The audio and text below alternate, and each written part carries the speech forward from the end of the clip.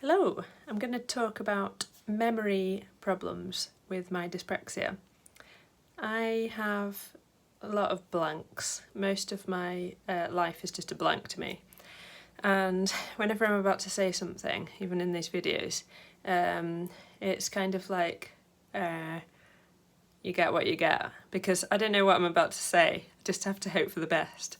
And when I sort of am retelling you something on these videos, it hasn't really been, most of the cases it hasn't been shared before, and it's sort of like just very directly taken from the experience when it happened and then relayed to you right now.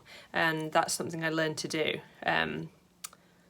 several years ago, and that's how I began my speaking journey. Right, so I don't want to go off the topic. The topic is memory. Okay, so what I was saying is that I have a lot of, grammar there, a lot of blanks, and it's like a lot of my life it's just like nothing ever happened. Yeah.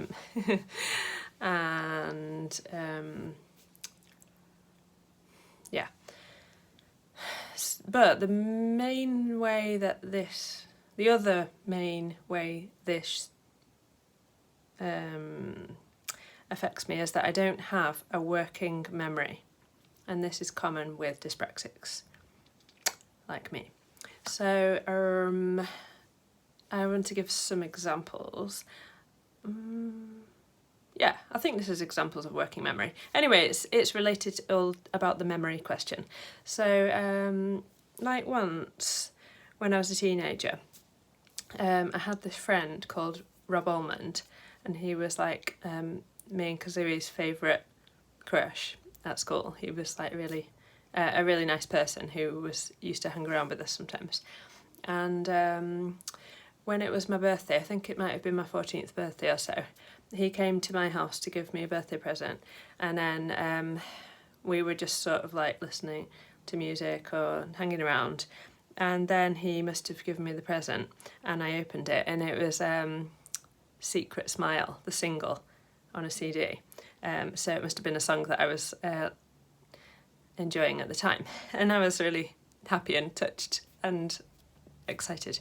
And then I put it to the side, and then within about 10 seconds, no longer than that, then I turned to him and said, in the way that I could speak kind of like limited sentences in certain situations, even though I couldn't sort of recount sort of in the way that I'm narrating now. Don't know if that's the right word. So I turned to him and said, oh, please can I have my birthday present now? Because I'd forgotten that I just had it and opened it and loved it. And his face, I've just done this so many times, but it's so embarrassing. His face was just like, you know, kind of like staring at me like, are you for real? Sort of thing. Because I'd forgotten already, but it was right there. So then he stared at me, and then after a few seconds I was like, oh, like, internally I was like, oh, the present's there. Oh, forgot about that.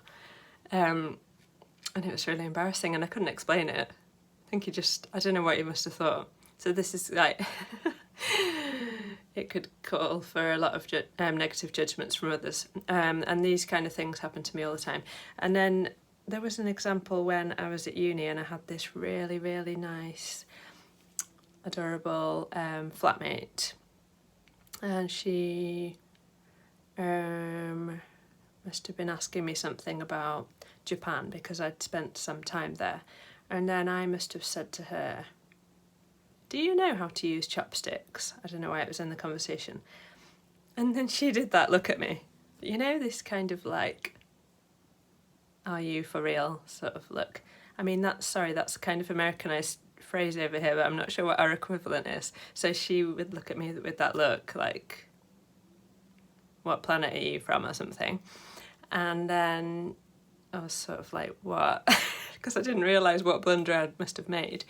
And then she was like, what do you mean? And she started like laughing. And then she was kind of like oscillating between like laughing about it and then just being really confused and just being maybe slightly offended and stuff like that. And I was like, what? And then she was like, well, don't you remember? We spent 3.5 hours last weekend where you were teaching me how to use chopsticks together in our flat. And then we were like laughing about it so much because we were picking up all these silly things and trying to practice learning how to pick up different objects with the chopsticks. But I couldn't remember it. But I must have enjoyed it at the time.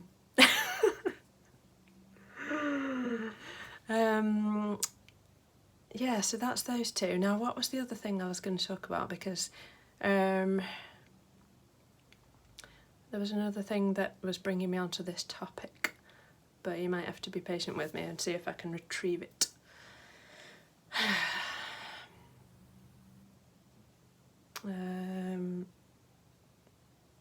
Oh yeah, right, so when I was young, I had my nana living in the same city, and she was somebody that I loved to spend time with. She talked a lot, conversationally, and it didn't matter that I couldn't say anything. I just used to sit there and enjoy it, and she carried on talking, and I sat there and enjoyed it, etc. And sometimes we used to play board games, and sometimes we used to drink coffee together, and she had an exact way, so I could actually do it. She told me exactly what to do, exactly how much to put in of this, and how long to do it for, and etc. And it was a place that I always felt comfortable, and I didn't feel like anything was expected of me which I couldn't give, given my silent disabilities, which other people weren't really sort of accommodating. Partly because they weren't aware of them. And yeah, so with dyspraxics, you could just go in another room and you've forgotten what you've gone in the other room for. And before you say, that happens to everybody, just don't, because you're just being annoying. Because I know this happens to everybody, but this doesn't happen to you every time you walk into a different room. So as a dyspraxic, if I'm in that mode, like I'm full up to a certain level, it happens to me every single time I go to do something, every time. And that could be every day. Not like, oh yeah, I've come in here and I've forgotten what for.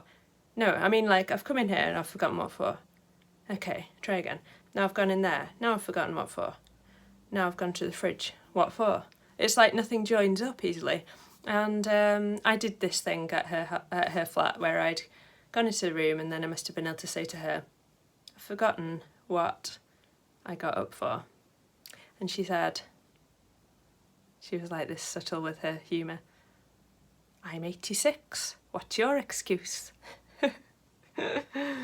And it is kind of like that, because we have these sort of symptoms where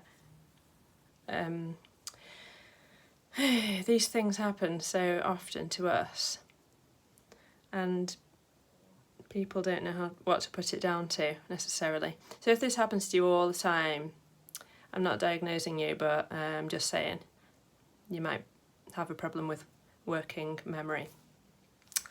Right, so there you go, thanks.